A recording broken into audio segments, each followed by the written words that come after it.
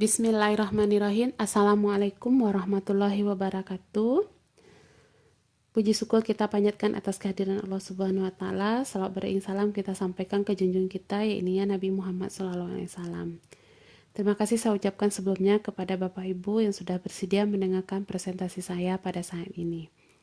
Yang sama-sama kita hormati Bapak Prof. Genepri PhD sebagai Rektor UNP, Ibu Prof. Dr. Yeni Rozamela PhD sebagai Direktur Pascasarjana UNP, Bapak Prof. Dr. Atmazaki sebagai Wakil Direktur 1 Pascasarjana UNP, Bapak Prof. Dr. Eri Berlian sebagai Ketua Prodi S3 Ilmu Lingkungan sekaligus promotor saya, Bapak Dr. Abdul Razak sebagai kopromotor saya, serta teristimewa kepada Ibu Prof. Dr. Nur Indrawati Liputo, PhD sebagai penguji luar atau pembahas saya yang berasal dari Universitas Andalas Padang. Teristimewa juga kepada Bapak Dr. Nur Hasan Shah, MPD sebagai pembahas dan penguji saya. Selanjutnya teristimewa juga kepada Bapak Dr. Herdi sebagai pembahas dan penguji saya. Baiklah, terima kasih atas perhatiannya Bapak Ibu. Saya lanjutkan dengan mempresentasikan hasil presentasi saya yang berjudul Formulasi Kebijakan Lingkungan Kesehatan dalam Penanggulangan Dampak Kebakaran Hutan dan Lahan di Kota Payakumbuh. Latar belakang dari penelitian saya, lingkungan hidup kita mengalami banyak tekanan dikarenakan kegiatan manusia. Populasi manusia atau penduduk bertambah terus sehingga meningkatkan kebutuhan hidup manusia. Meningkatnya kebutuhan hidup manusia, terutama kebutuhan pangan, salah satunya berdampak kepada pembukaan lahan yang luas. Cara cepat dan ekonomis membuka lahan ini adalah membakar semak belukar. Inilah yang memicu terjadinya kebakaran hutan dan lahan yang terjadi di Provinsi Riau dan yang berbatasan langsung dengan Provinsi Sumatera Barat dan ini Kabupaten 50 kota, yaitu Kota Payakumbuh. Dampak ke kesehatan kandungan asap dapat kita lihat di sini pada parameter yaitu PM10 yang berdampak pada saluran pernapasan yang menempel pada paru-paru. Sebelumnya saya pada tahun 2018 juga sudah melakukan penelitian terhadap dampak kebakaran hutan terhadap penyakit ISPA dengan peningkatan biaya pelayanan kesehatan. Dari data korban akibat kabut asap, khususnya saya melihat di tahun 2018 yaitu pada 8 puskesmas ditemukan korban tertinggi terdapatnya kabut asap ini adalah penyakit ISPA, dan pneumonia, asma, mata, dan iritasi pada kulit. Saya juga melakukan wawancara pada tanggal 8 Januari 2020 dengan Sekretaris Dinas Kesehatan Kota Payakumbuh, di mana saya menanyakan tentang hal-hal yang berkaitan dengan kebijakan yang dilakukan atau yang telah dilakukan oleh Kota Payakumbuh dalam menangani dampak kebakaran hutan dan lahan. Kebijakan kesehatan di Kota Payakumbuh belum diperdakan, belum optimalnya kebijakan kesehatan lingkungan yang mengatur tentang petunjuk teknis dampak kebakaran hutan dan lahan di Kota Payakumbuh, kurangnya kemampuan ruangan pemerintah kota. Kita lihat Undang-Undang Nomor 36 Tahun 2009 ditindaklanjuti oleh Impres RI Nomor 11 Tahun 2015 tentang peningkatan pengendalian kebakaran hutan dan lahan khususnya. Amanat kepada Menteri, Gubernur dan Wali Kota, Bupati tentang langkah-langkah yang perlu untuk mencegah dan menanggulangi dampak kesehatan yang timbul oleh kebakaran hutan dan lahan.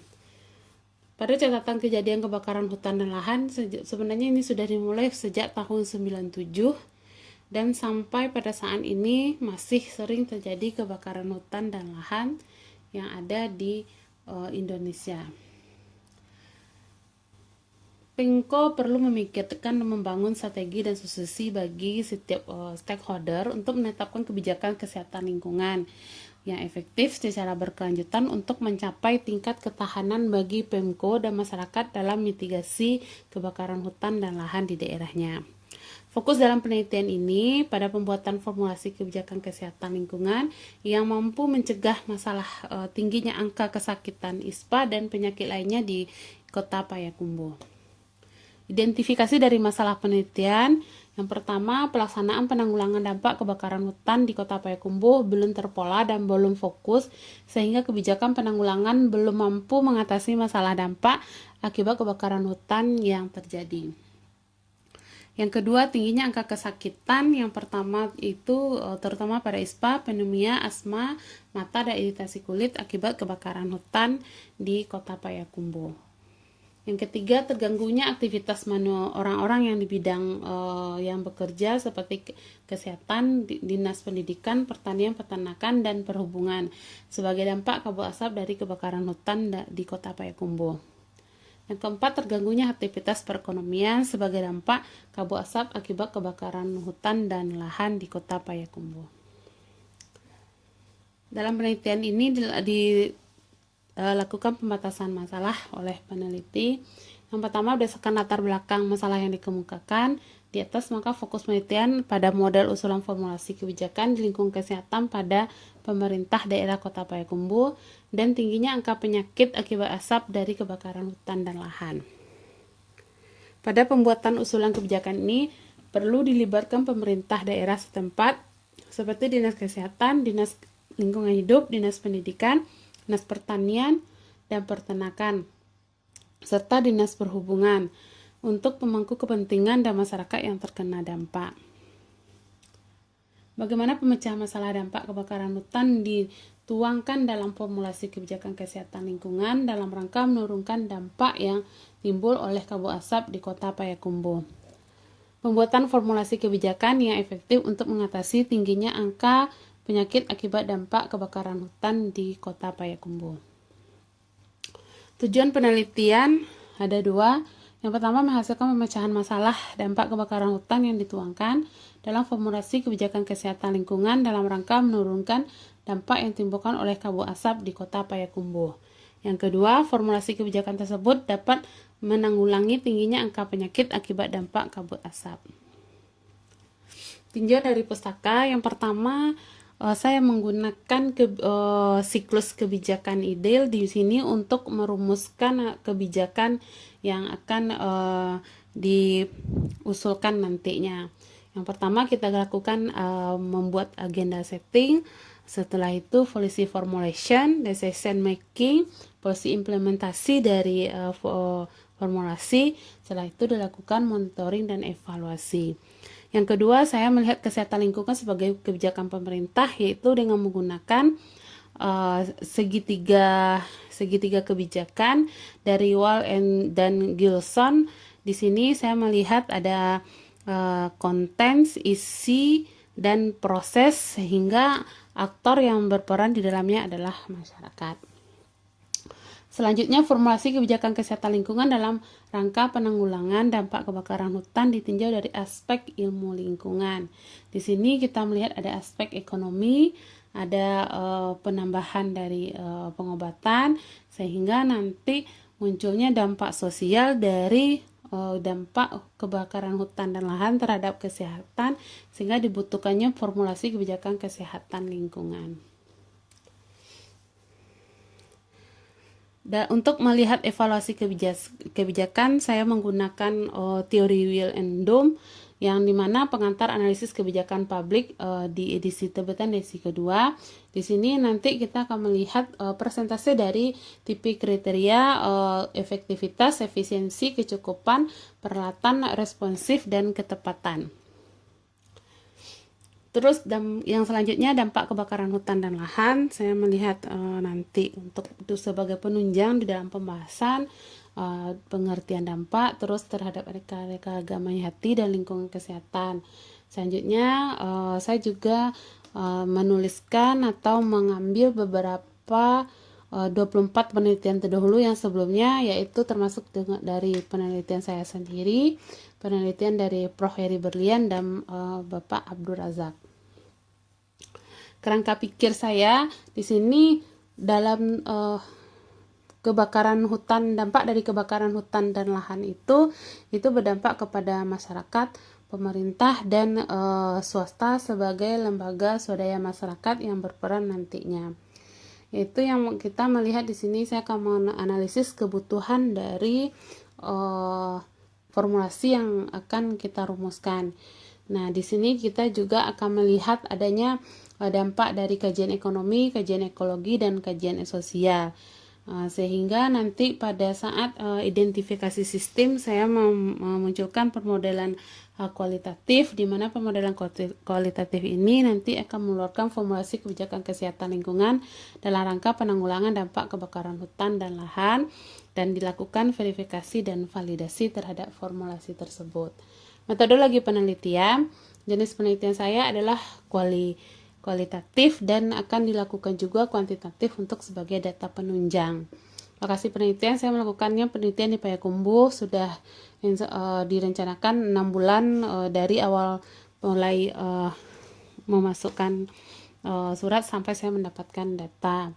Populasi dari penelitian saya adalah seluruh masyarakat di Kota Payakumbuh yang terlibat pada dinas-dinas tertentu seperti Dinas Kesehatan, Dinas Pendidikan, Dinas Pertanian, Peternakan, dan Dinas Perhubungan.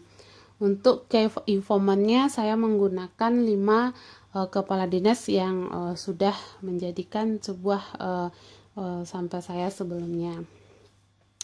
Metode dalam pengambilan sampel, besar sampel untuk kebijakan adalah 5 dari orang dinas tadi atau key responden. Untuk masyarakat dalam penelitian ini dirancang dengan menggunakan teknik random sampling yang juga bekerja di bagian dinas yang saya lihat sebelumnya.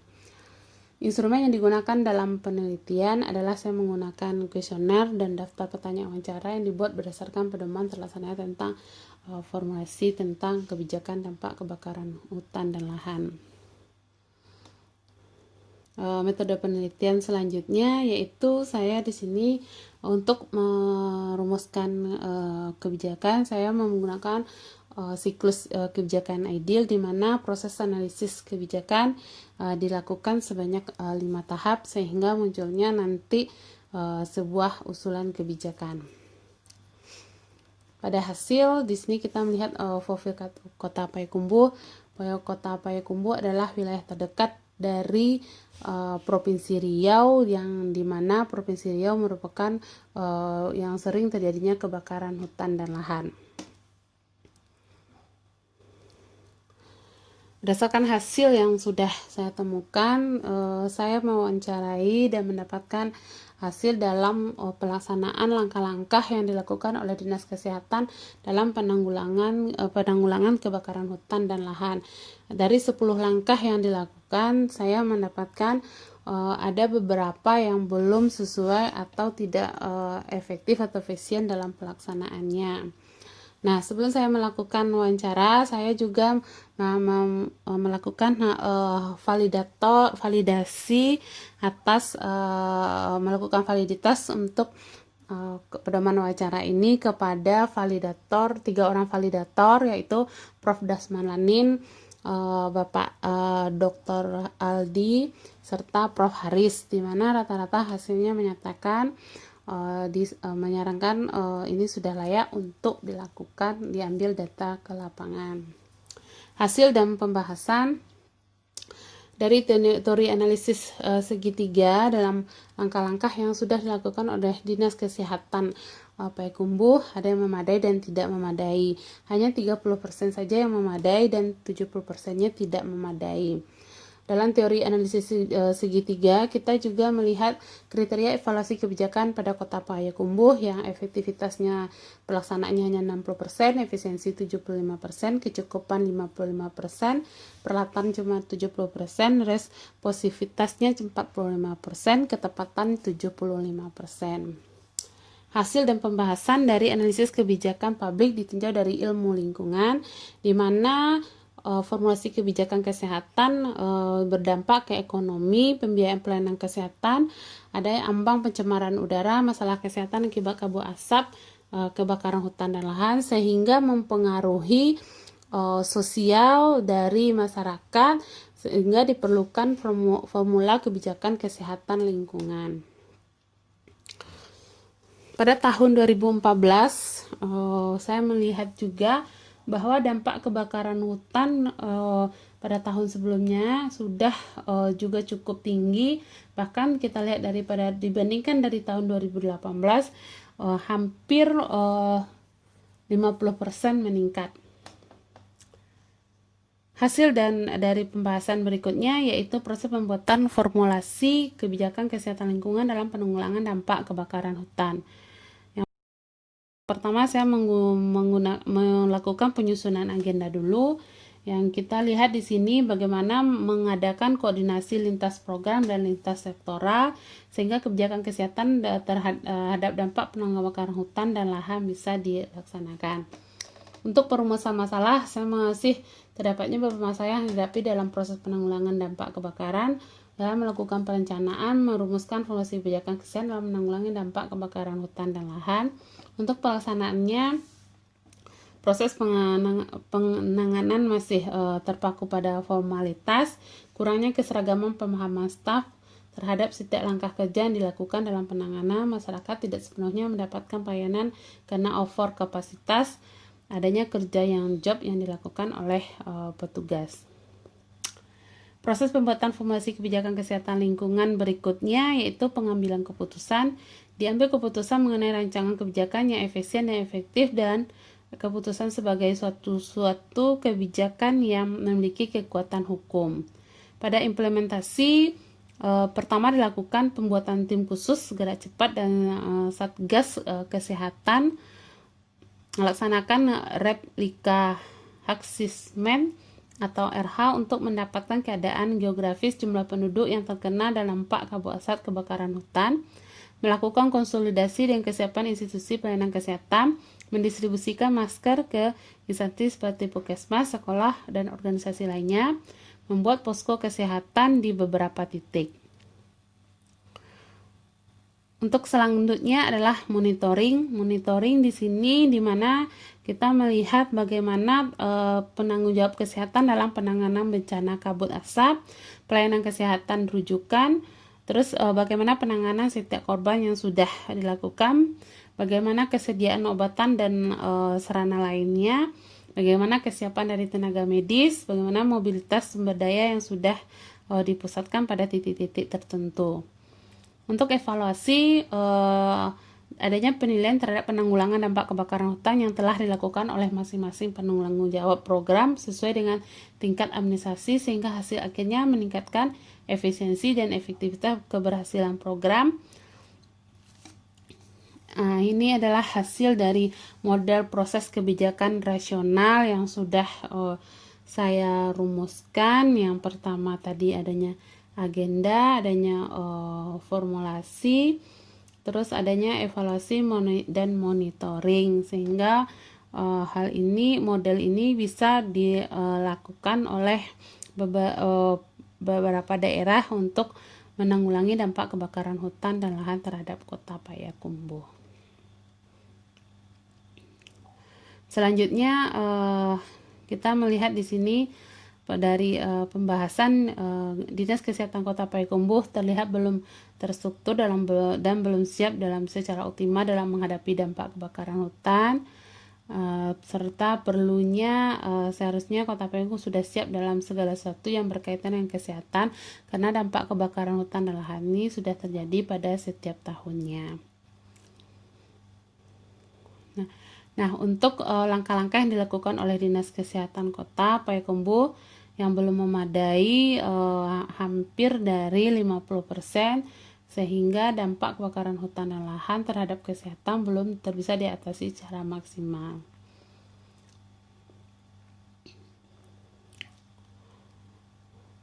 Pembahasan proses pembuatan formulasi kebijakan kesehatan lingkungan dalam penanggulangan dampak kebakaran hutan dan lahan. WHO telah menerbitkan Health Guiding for Episode Vegetaria for Event yang didesain untuk meningkatkan kewaspadaan dan sebagai kerangka kerja bagi pemerintah dalam menyusun rencana aksi nasional. Diperlukannya peraturan yang jelas yang mengatur pihak yang berwenang menetapkan status kejadian luar biasa guna mempercepat penanggulangan kejadian luar biasa pada penyakit. Perlunya koordinasi penanggulangan bencana yang ada di bawah instansi lain di luar sektor dari kesehatan, sehingga dinas kesehatan akan mengalami kesulitan dalam menggerakkan sumber daya yang dimilikinya. Ini adalah novelty saya yang kedua, yaitu model formulasi kebijakan lingkungan kesehatan. Mohon maaf, saya salah dalam menulis atau ketinggalan dalam menulis lingkungannya dalam penanggulangan dampak kebakaran hutan dan lahan di Kota Payakumbuh.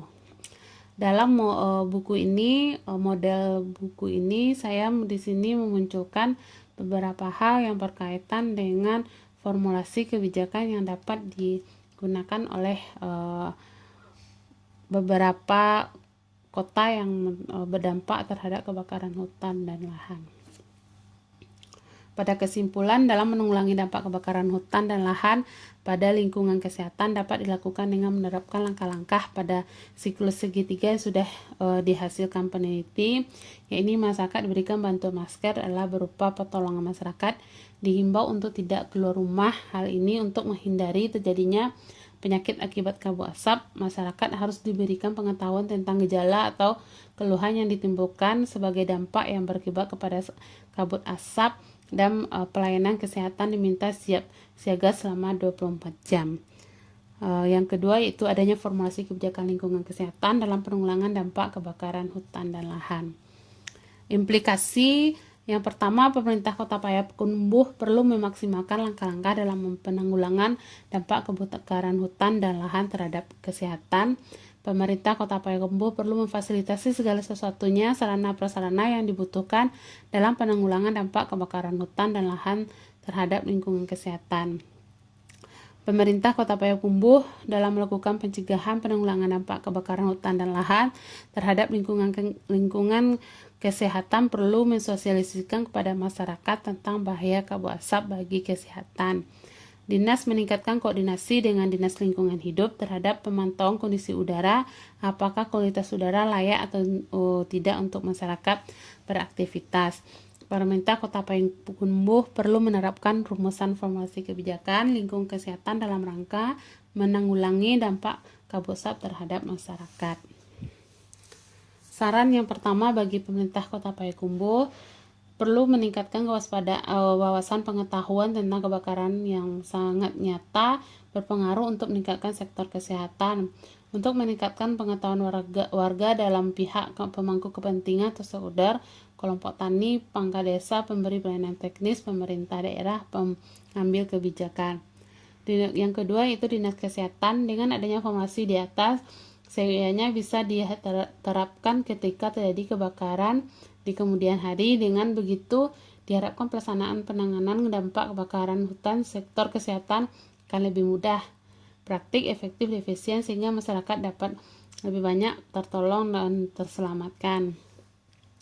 Yang ketiga, masyarakat yang terkena dampak, masyarakat dapat mengetahui bahaya kabut asap oleh kebakaran hutan dan lahan, sehingga pada saat terjadinya kabut asap keanekaragaman hutan dan lahan, masyarakat sudah bisa menjaga dan memberikan pertolongan pertama pada diri sendiri, terutama menghindari dari kabut asap tersebut. Itu yang bisa saya dapat sampaikan pada hari ini. Terima kasih kepada Bapak Ibu yang sudah bersedia mendengarkan video saya ini. Assalamualaikum warahmatullahi wabarakatuh.